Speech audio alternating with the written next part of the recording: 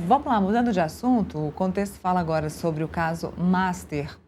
A rede de resorts Tayaya, ligada ao ministro do STF, Dias Toffoli, está erguendo um novo resort de luxo. A nova unidade também será no Paraná. Vamos ver os detalhes na reportagem da coluna da Gabriela Forquim. Vamos lá, a matéria, as fotos ao menos são belíssimas aí da matéria.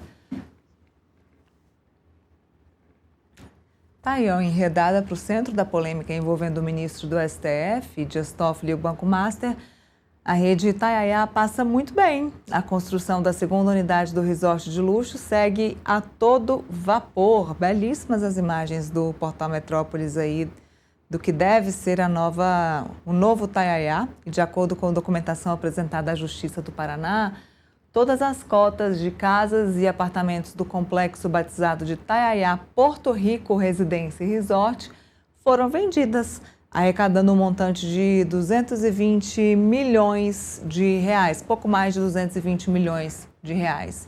Imagens realmente muito bonitas, e o empreendimento está sendo erguido no município de São Pedro do Paraná, próximo à cidade de Porto Rico, que é conhecida como a Miami do Paraná e Dubai do Sul, na divisa com o Mato Grosso do Sul. O novo espaço promete ser ainda mais luxuoso do que o primeiro da rede Itaiaia, em Ribeirão Claro. Os dois ficam no Paraná, do qual os irmãos do ministro Dias Toffoli foram sócios. Imagine um cenário paradisíaco com praias de areia branca e águas cristalinas, diz o site do empreendimento. A página também descreve os principais atrativos do complexo. O Itaiaia Porto Rico foi projetado para atender às necessidades de lazer e de descanso de toda a família. A infraestrutura inclui piscinas com borda infinita, aquaplay, toboáguas e por aí vai. Ainda de acordo com o material publicitário, o espaço foi projetado com 220 apartamentos e 338 lotes de casas. Está aí para vocês. Seguimos falando sobre os desdobramentos do caso Master. O Banco Central decretou hoje a liquidação do Banco Pleno S.A. O banco integrou o conglomerado do Banco Master, investigado por supostas fraudes financeiras. A série de liquidações extrajudiciais iniciada pelo Banco Central em novembro do ano passado já causou grande impacto ao Fundo Garantidor de Crédito, o FGC, em cerca de 52 bilhões de reais. Para a gente entender melhor esse cenário, que ainda está por vir na sequência, como consequência, nós conversamos com o Marcos Sarmento Melo, especialista em finanças e professor do IBMEC Brasília. Professor, seja muito bem-vindo ao nosso programa, muito boa tarde. Já começo perguntando, o FGC aí com um problemão nas mãos, Banco Master e agora outro banco sendo liquidado, sendo que todos com ligação aí com o Banco Master. Um fundo garantidor de crédito que deveria ajudar essas pessoas que investiram dinheiro nesses bancos. O FGC vai conseguir ajudar essas pessoas, professor? É uma satisfação falar com vocês.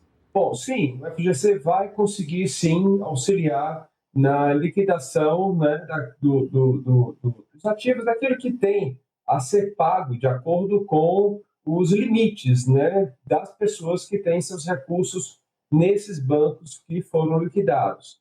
Então, o FGC tem condições e, na verdade, foi criado para isso.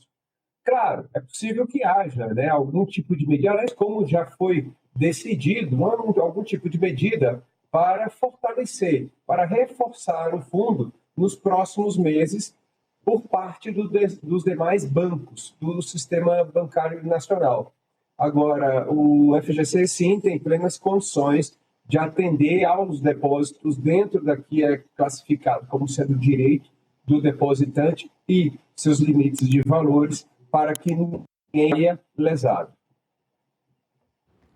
Bom, a partir de agora, existe alguma coisa que possa ser feito a partir desse tipo de liquidação do Banco Master? Existe alguma coisa que possa ser feita para evitar mais problemas para essas pessoas que perderam dinheiro? Claro, o FGC vai ajudar, mas existe alguma coisa que essas pessoas podem fazer para evitar perder ainda mais dinheiro? O FGC vai cobrir aqueles depósitos que são cobertos pela lei, pelas normas, e de acordo com os valores. Aquilo que exceder, aí a pessoa vai ter que entrar na justiça. Mas são valores muito altos. Então, poucas pessoas, proporcionalmente, acabam tendo que realmente fazer isso. Mas precisariam entrar na justiça para que, quando fosse feita a liquidação, né, por parte do interventor, toda a apuração dos ativos, do passivo da empresa, aqueles que têm a receber do banco e que não foram cobertos pelo FGC, possa, de alguma forma, recuperar o dinheiro. É possível que não consiga recuperar tudo. Agora, bem lembrado é que o FGC tende a cobrir a grande parte dos depósitos que são colocados pelas pessoas e, principalmente, aqueles depósitos do tipo que não tem risco, como renda fixa ou UDI. Então, não teria problema com relação a isso, o FGC tem plena capacidade de fazer essa cobertura. Muito bem, deixa eu colocar o Felipe na conversa. Felipe, por favor, sua pergunta para o Marcos Sarmento.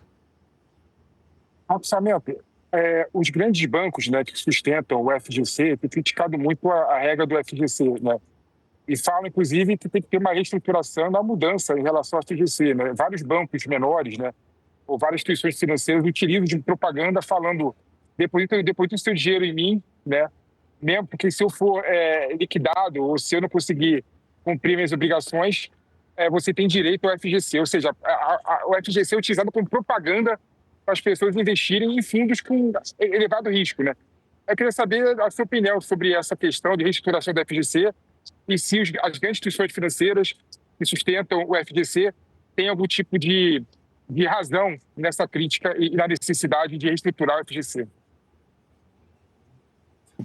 Bem lembrado que o FGC foi criado de fato para isso, para que quando houvesse algum problema de liquidez no banco, pudesse ser pago para a maior parte dos depositantes dentro de determinados critérios, como eu tinha falado antes, e assim não contaminar ou não espalhar tanto por outras instituições bancárias no Brasil. Agora, é claro que um banco não pode lançar mão de um argumento de que é possível que as pessoas depositem dinheiro nele, mostrando e dizendo que se tiver algum problema, o FGC vai cobrir.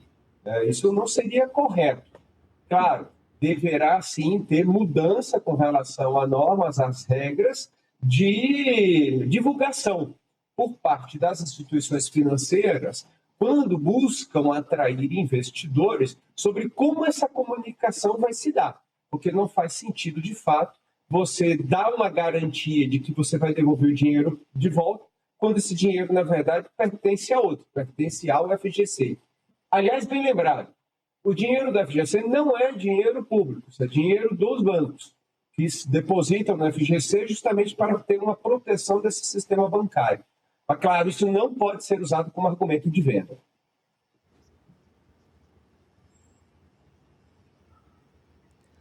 Bom, a partir de agora, a gente viu 2 liquidações de banco nesse último meio tempo, assim, liquidação do Banco Master, liquidação agora do Banco Pleno e ligação entre os 2 bancos. Não seria o momento de criar uma nova estratégia do Banco Central ou de fiscalização do Banco Central destes bancos, até para a própria proteção dos seus clientes que estão ali investindo o seu dinheiro, que podem acabar perdendo grande parte deles, mesmo entrando com ação na justiça? De fato, existe um cuidado muito grande que precisa ser tomado para que o contágio, o problema que esteja acontecendo com o Banco Master não se espalhe. É bem lembrado o seguinte, que na economia, qualquer setor que eventualmente tenha alguma turbulência, algum problema, ele acaba se recuperando. Então, vamos supor que seja redes de restaurantes, farmácias, drogarias, não é? Ou qualquer outra atividade, acaba de alguma forma surgindo novas empresas para cobrir aquela lacuna que foi deixada. Agora, com relação ao sistema bancário, é muito perigoso quando se deixa, né, ou quando se chega a uma situação em que o banco, e quanto maior for o porte dele, mais grave é, porque isso tende a contaminar outros bancos, fazendo com que, em última análise, as pessoas procurem não depositar mais recursos nos bancos, o que até faz com que, mesmo instituições que estejam com uma saúde financeira até relativamente sólida, possam vir a ter problema. Não tinham antes, mas podem vir a ter problema por causa dessa crise de credibilidade que acaba tendo a possibilidade de se alastrar. Então, é um setor muito delicado. É para isso que o Banco Central é uma instituição que cuida exatamente disso, além de outras funções, mas também da saúde bancária do sistema brasileiro, para que não exista esse tipo de risco. Isso pode depois afetar a economia como um todo, muito potencialmente, principalmente para a camada mais vulnerável da população. Bom, de qualquer modo, existem sim muitos cuidados que já são tomados pelo Banco Central, e o que nós estamos observando é que várias outras medidas deverão ainda vir a ser tomadas para aumentar a forma de identificar quais são aquelas instituições que poderão vir lá no futuro dar algum tipo de problema para que se possa tomar alguma providência antecipadamente. Né? Isso já está acontecendo, já existem medidas, né, tomadas e também outras que deverão vir a público nos próximos meses. Felipe, sua pergunta para o Marcos, por favor. Marcos, uma crítica que se faz ao nosso sistema financeiro é que ele é muito concentrado nos grandes bancos. Né? Tem 3, 4 grandes bancos no Brasil e o sistema financeiro está muito concentrado nos grandes bancos. Aí você vê, né, que pequenos bancos, né, o banco médio, né, não consegue, de certa forma, ter uma sustentabilidade financeira. Né? O que você acredita esse problema de sustentabilidade dos pequenos bancos, né, e dos médios bancos? O que você acha da ideia de dar mais poder de fiscalização ao Banco Central em detrimento da CVM? Inclusive, é uma das medidas que o ministro Haddad falou, né, na entrevista que ele fez aqui no Metrópolis, para dar mais poder de regulação e fiscalização ao Banco Central, já que a CVM não consegue fazer esse papel de forma tão eficiente quanto o Banco Central. O papel de fiscalizar os bancos e a saúde dos bancos no Brasil é fundamentalmente do Banco Central. Não é da CVM, é do Banco Central. A CVM vai cuidar de outros aspectos, porque são bancos que têm títulos que são negociados no mercado de capitais, na Bolsa de Valores, e a CVM precisa cuidar principalmente desses aspectos. Agora, de fato, o Brasil tem um sistema bancário que é relativamente concentrado, mas é bastante dinâmico. Então, existem algumas instituições que acabam surgindo, tornando-se maior muito rapidamente e que, mesmo assim, ainda são muito seguras e que existe uma mobilidade relativamente alta no Brasil. E, principalmente agora, com a internet, com a possibilidade de você fazer os bancos digitais, com fintechs, de você ter instituições que possam fazer um excelente trabalho e de forma segura. E isso é muito benéfico para o público no geral, porque a gente passa a ter uma competição maior entre as instituições bancárias para que a gente possa escolher. Aliás, é o que nós estamos observando nos últimos anos, uma oferta maior de novos produtos bancários, de novas instituições financeiras, e que, de modo geral, acaba trazendo uma quantidade maior, uma proporção maior da sociedade brasileira na bancarização, ou seja, são pessoas que antes não tinham conta corrente ou acesso a determinados tipos de produtos bancários e que agora possuem. Então, é uma dinâmica muito grande. Agora, com todas as mudanças que vão acontecendo ao longo do tempo, é claro, muitas vezes a autoridade não consegue acompanhar para evitar um problema maior. Então, pode acontecer como aconteceu com o Banco Master. Mas isso não significa que nós tenhamos no nosso sistema bancário, especificamente, uma falha mais grave, uma fragilidade mais grave. Não. O sistema bancário brasileiro, apesar da ocorrência do Banco Master, e, aliás, a ocorrência do Banco Master é uma dificuldade, e o modo como está sendo lidado isso também comprova que, de fato, o sistema bancário brasileiro é um dos mais seguros do mundo. Bom, agradeço muito sua participação. Para mim, né, a explicação para mim, para o Felipe e também para todos que estão nos assistindo. Marcos, a gente com certeza vai precisar de Mais explicações sobre isso no futuro breve, porque essa história ainda não acabou. A gente ainda vai falar bastante sobre liquidação de banco por aqui e das necessidades dos clientes daqui para frente. Mas já te agradeço desde já a sua participação. Muito obrigada. Esse novelo do Banco Master só está começando a desenrolar. E tem ainda bastante coisa pela frente e estarei à disposição. Foi um prazer falar com vocês. Prazer é nosso. Obrigada.